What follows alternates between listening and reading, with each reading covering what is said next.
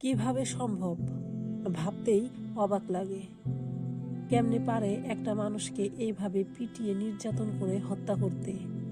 মানুষ হয়ে কিভাবে পারে একজন মানুষকে এইভাবে মারতে? মারার ধরনটা দেখছেন তো?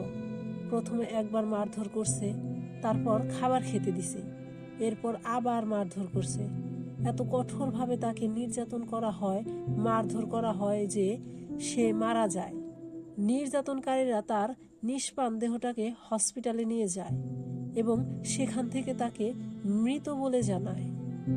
এখন আমার প্রশ্ন হলো, কেন এমনটা করা হলো? সন্দেহর বশবর্তী হয়ে একজন মানুষকে কিভাবে মেরে ফেলতে পারে? সে যদি অপরাধ করেই থাকে তো তাকে আইনের হাতে তুলে দেন। দেশে কি আইন নাই নাকি? যে যেমন ইচ্ছে সে তেমন ভাবে চলছে। হ্যাঁ, এটা ঠিক যে দেশকে স্বৈরাচার মুক্ত করে নতুন করে সংস্কার করায় ছাত্র সমাজের অবদান সবচেয়ে বেশি। কিন্তু একটা কথা মাথায় রাখতে হবে যে সাধারণ মানুষের অবদানও কোনো অংশে কম ছিল না। আমি ছাত্র বলেই যে যেখানে সেখানে নাক গলানো শুরু করব, বিষয়টা এমন না। আমি যে বিষয় নিয়ে কথা বলতে চাচ্ছি বা নাক গলাতে চাচ্ছি সে বিষয়ে আমার জ্ঞান থাকা লাগবে। জ্ঞানহীনভাবে যেখানে সেখানে পাওয়ার দেখাইয়া লাভ নাই। আশেপাশে এসব বিষয় নিয়ে অনেক কথা হয়, তাই বাধ্য হয়েই কথাগুলো বললাম। আবার আমাদের সমাজে এমন কিছু অভিভাবক আছে যারা ছাত্রদেরকে মিসইউজ করছে নিজেদের স্বার্থের জন্য। যাই হোক, আমি এই বিষয় নিয়ে কথা বলতে চাচ্ছি না। ঘটনার পরিপ্রেক্ষিতে কিছু কথা উঠে আসলো, তাই বললাম একটু। আজকের আলোচনার মূল বিষয় হলো তোফাজ্জেল, যাকে ঢাকা বিশ্ববিদ্যালয়ের কিছু ছাত্র পিটিয়ে হত্যা করেছে।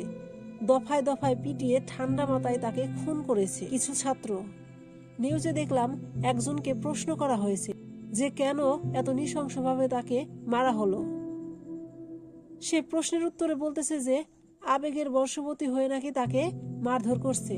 সে নাকি টিউশনি করিয়ে অনেক কষ্টে একটা ফোন কিনছিল, তো ফোন হারানোর কারণেই নাকি আবেগে আপ্লুত হইয়া একজন মানুষকে পিটিয়ে মেরে ফেলছে। ভাবা যায় একজন মানুষ কতটা নির্বোধ হলে এই ধরনের কথাবার্তা বলতে পারে। অন্য আরেকটা নিউজে দেখলাম যে তোফাজ্জেলের ভাবি বলতেছেন ছাত্ররা নাকি তাকে ফোন করেছে, বলেছে যে যে সে ফোন চুরি করছে, এখন 2 লাখ টাকা না দিলে তাকে ছাড়া হবে না। তখন তার ভাবি বলে, ও তো এই ধরনের ছেলে না, ও হচ্ছে অনার্স মাস্টার্স পাস করা একটা ছেলে, তবে ও একটু ভারসাম্যহীন, পাগল। ঠিক ওই পর্যায়ে নাকি ফোন কেটে যায়।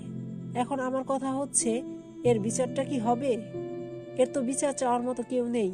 একটা মানুষ প্রথমে তার বাবা হারালো, মা হারালো, এরপর আপন বলতে ছিল একমাত্র বড় ভাই।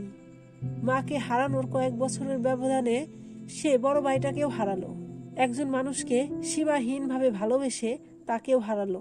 বোঝেন আপনি এই মানুষটার মানসিক পরিস্থিতি কেমন হতে পারে?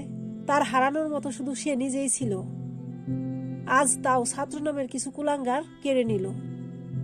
এখন কে কথা বলবে এই তোফাজ্জেলের হয়ে? কে বিচার চাইবে তার পক্ষ থেকে? আদৌ কি কোনো বিচার হবে এই ঠান্ডা মাথার খুনিদের? আশা করি অবশ্যই এর বিচার হবে।